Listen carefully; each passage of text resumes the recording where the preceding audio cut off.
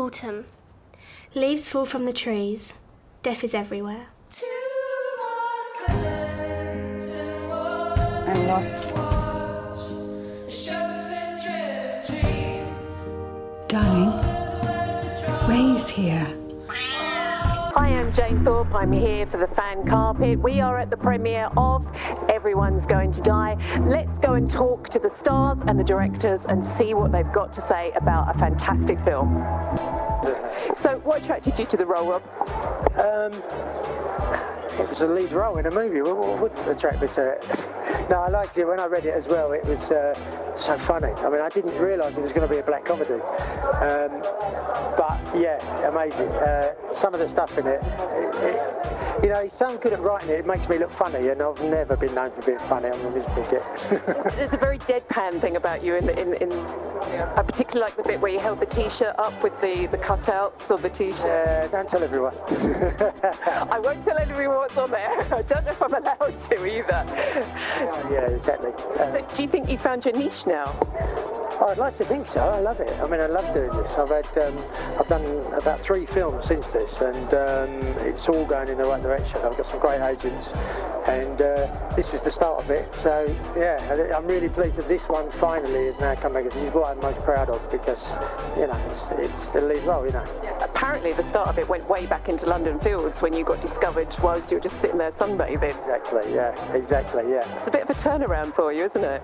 It really is. Yeah. I mean, it is. It's strange, but they're not. You know, I just really enjoy doing it. And since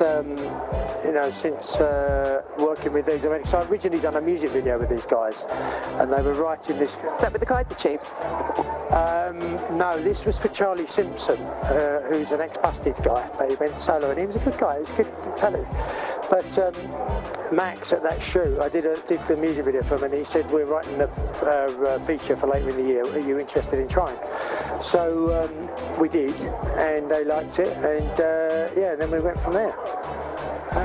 It's definitely not the roller skating part, because I'm deadly afraid of roller skating, but that also helps the part because she is too. I liked everything. I just loved that the script had this very unique tone that went through from the first page, which is very hard to find. Usually you can have the script where everybody, like especially in Germany, I experienced it a lot, where you have a script where kind of everybody from the crew can read their stuff in, and then in the end it's a very, yeah, you know, strange product or project. But here it was very clear, the whole tone of the film, and I was really intrigued from the beginning, and loved the story and loved where we were about to shoot. Considering the life change that you've had, what has been, do you think, the biggest thing to adjust to? It's not really. I mean, so you were always a bit of an actor when you were in your. For the viewers that are watching, I mean, you were a carpet fitter before, weren't you? That's right. Yeah. Yeah, I suppose. Well, I've got used to it more now. You know, it is. It's been about 5 years now, hasn't it? It's been about 5 years, yeah. But I'd hate to say it's like another job, but it's just it's the creativeness I like about it as well. You know, you can really get into what's going on, and everyone around you is really passionate about what they're doing. It's a nice feeling, you know. And I've always felt a bit like that, because I've always played music. You know, I used to play in bands, and I played piano, and so it's like an outlet that I've found, that's something that I've always wanted to do. Yeah, so it's like the real you's been discovered, which is lovely. It gives a lot of inspiration to people that are in jobs perhaps they don't necessarily want to be in, and then they can find their real passion further down the line. Sure, yeah, exactly. That's exactly what it's like, yeah. Yes, actually, yeah. I started off in Les Mis, and then I was in some little old soap. I don't think you know it. West Enders. Yeah, no, so I was in that, and then yeah, so I've been quite lucky in things that I've had, and I think this would probably do me the most justice, actually. Well, you did fantastically well in that one, and you're 21 next week, aren't you? I am 21 next week. Happy birthday for next week. Do you have anything big planned?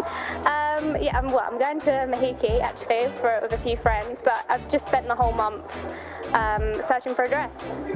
I think I saw that on Twitter actually. It was like how many dresses that you tried and... Experience ever. I've literally ordered so many dresses, hate everything. I've been having major tantrums.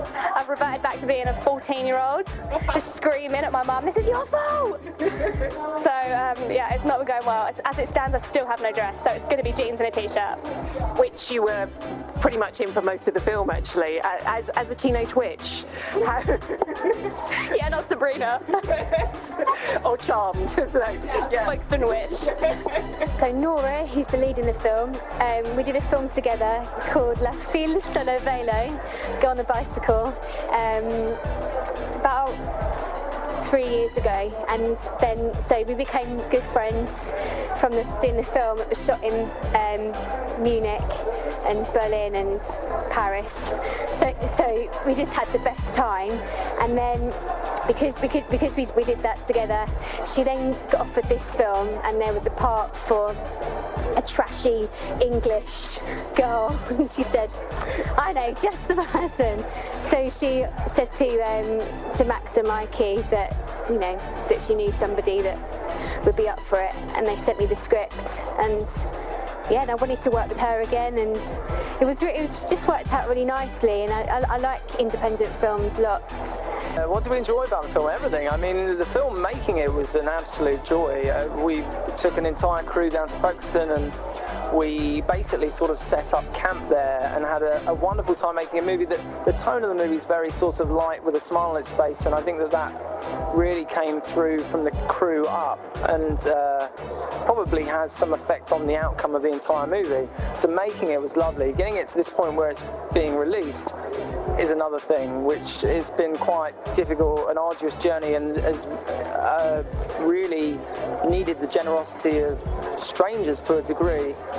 So now that that's finally happening, a huge relief. Because it's been quite a long journey, hasn't it? It's been 2 years or so, isn't it? It's been exactly that time, yeah. I mean, there's the movie, once it was finished, began a festival circuit, which went brilliantly, better than we could ever hope for. And then it was just about trying to find enough of an audience to make the release plausible, I suppose. Do you have any advice for people that are trying to get their film made out there right now, of things to do and not to do, considering it's taken this?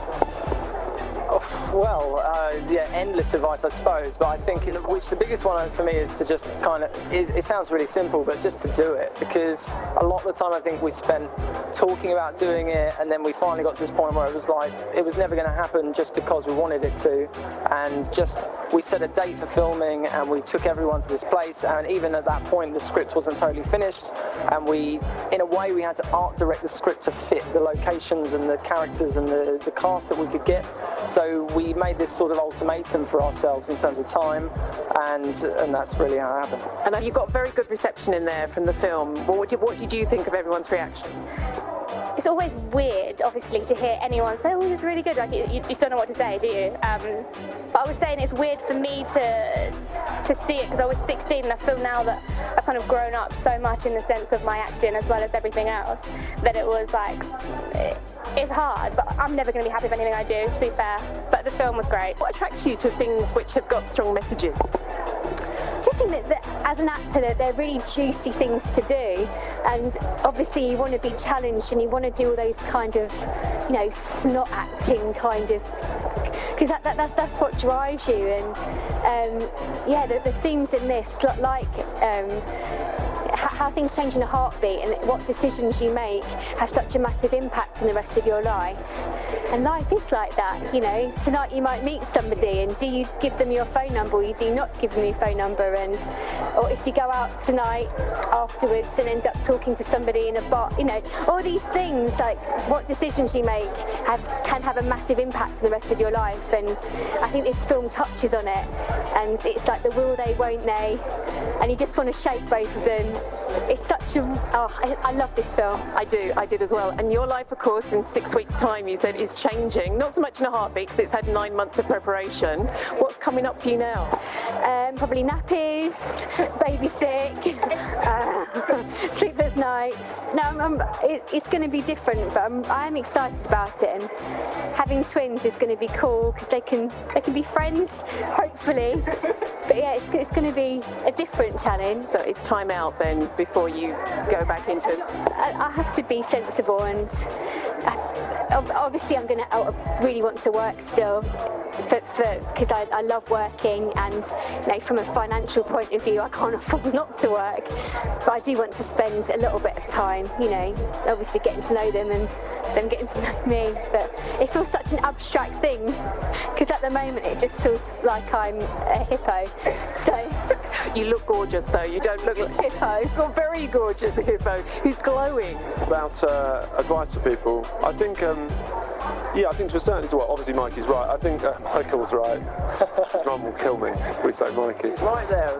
Right, she's stalking us to make sure I don't say that. No, I think the thing is, if we'd have known in a way at the start what it would mean going through and everything, it would be a very easy thing to think, do you know what, could we ever do that? And the truth is you can, because you love it and you care, and we managed to gather together a bunch of people to make the film, the cast, the crew and everyone, who were just lovely and gave a lot of their time and energy and emotion in it. And then by that point, it has its own momentum because you just owe them. And so really, yeah, it's been long, like Mike says, about trying to get it distributed, but there's never been a moment where we thought, oh, well, let's just give up on that, because we kind of owed it to all the people that put something into it. So, no, it's been the best thing, I think I speak both of us, but certainly for me, of my life, so my advice would be definitely do it. Emoticon thing. It starts like, and then it goes like, yeah, that's what's happening. I can see definitely why MTV loved you back in the day. Yeah, and I love MTV, what can I say? What's coming up for you next?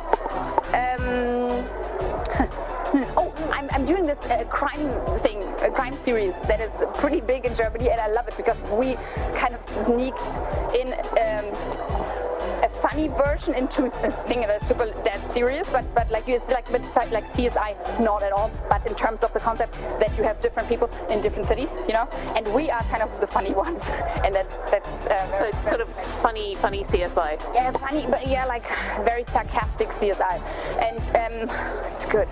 Maybe US, watch out, you should copy that, sarcastic CSI. And I like that a lot, and I'm going to go back to do that, and that's kind of my favorite crew, and that's going to be lovely. I just did a part in Guy Ritchie's new film, King Arthur, and the Round Table. I played King Mordred, the druid's king, and I'm leading an army with my wand, throwing fireballs through this castle. It's going to be absolutely crazy. That's not coming till 2016, but that was great fun to do. Massive thing. And I've got a possible thing, excuse me, on in America. Because just after this, I did a film called Right on Redchurch Street. It never got to be released. They're still having trouble getting it out there. But I'm really good friends with the director. He's doing a new film out in LA, and he's asked me to come out and maybe do. That's fantastic. Another cuddly character? Possibly, yeah. You got it now, yeah. You found your niche, definitely. But with that smile, Buffalo clearly wouldn't melt. Absolutely not. And you did it with quite an impressive low budget as well, didn't you? It was crowdfunded, wasn't it? The movie wasn't actually crowdfunded, but the release has been it was a Kickstarter campaign. But the movie was funded from like a small, a large number of private individuals giving a small amount of money, I suppose. And yeah, the budget was really small, it was about 65 grand, which is small even by micro budget standards. But yeah, it was kind of that, or it's quite hard to raise money to make films in England, and there are only a few roads you can go, and because we didn't really have any pedigree in feature films, we felt like we'd have trouble, without that taking a very, very long time. So we managed to get ourselves to a point where we thought for this amount of money we can do something we're proud of, and so why don't we just do that and then leave the rest to look after itself, and that's probably why it's taken this long on the back end of it. But, well, you have got pedigree now because it is a fantastic film, so I genuinely enjoyed it. What's coming up next for you? We've got a couple of projects, a couple of feature projects, one of which we've been in development with the BFI for a while, and we're about to start probably hopefully moving out of that and raising some production money. Another one's a kind of little small, a bit more fun a project that we've got. It's in early script stages, and then we've got a little TV thing that we're writing as well. So again, you know, you keep sort of fighting a good fight. Waking up any more seaside towns? Don't know if we could get away with it after. Actually, Folkestone was so lovely. Everyone in Folkestone has been like the making of the film. They really did, like, that's part of why we could do it for the budget we did. But I never want to have to do that again. You know, don't want to rely on people in that way. Finding cafes with views this time, maybe. Exactly. Well, we must be able to find one now. If we get some money, get £1 million, and we'll at least be able to get a cafe. Absolutely. Try and film in the Mediterranean or somewhere, looking over a nice vista. It's the old trick, isn't it, of like open on a Hawaiian beach, but I think we're not quite there yet. Maybe a couple more films. Well, actually, I've got a manager in LA, and I've got a 3-year visa, so I was kind of focusing more on LA stuff. I think that's where I want to be, and that's where the money is. I hate to say. And designing new phones with new lights and selfie sticks and things. I'm going to speak to Kim Kardashian when I'm in LA, see what she's got for me, phone-wise, selfie-wise. I think she's the queen of selfies, isn't she? So I'll see what I can do. For now, I'll just stick to my Instagram filters. So where can people find you online? I'm on Twitter and I'm on Instagram.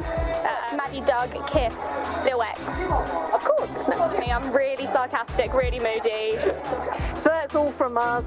Do stay tuned on this website for more of your up-to-date reviews on all the best movies around. Find us on Facebook, Twitter and Instagram, The Fan Carpet. Melanie, I feel like I should say something important.